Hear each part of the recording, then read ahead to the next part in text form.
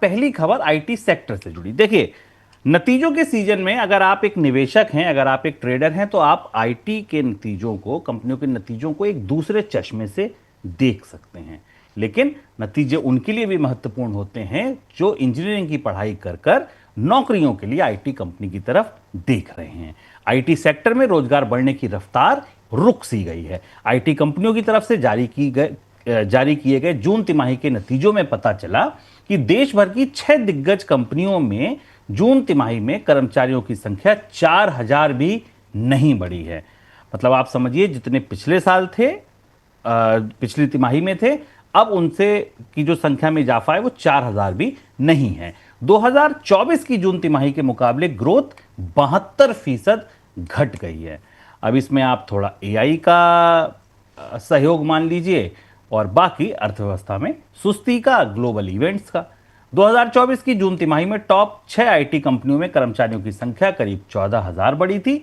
अब सर, सवाल यही है कि किन कंपनियों में रोजगार घटे और रोजगार घटने की वजह क्या है।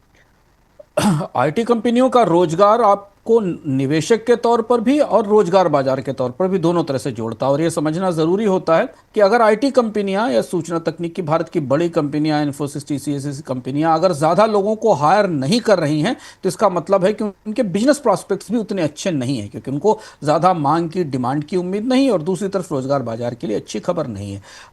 करीब करीब 283 बिलियन डॉलर की पूरी इंडस्ट्री है। और जिन प्रमुख कंपनियों की सूचनाएं हमारे पास आई, इनके बारे में शोभम ने आपको बताया कि पिछले साल की तिमाही के आखिरी तिमाही की तुलना में 72% गिरावट आई है। उनमें सबसे ऊपर टीसीएस है। टीसीएस की जो इंक्रीज है वो केवल सीमित तक, थोड़े से एम्प्लॉयज तक सीमित है।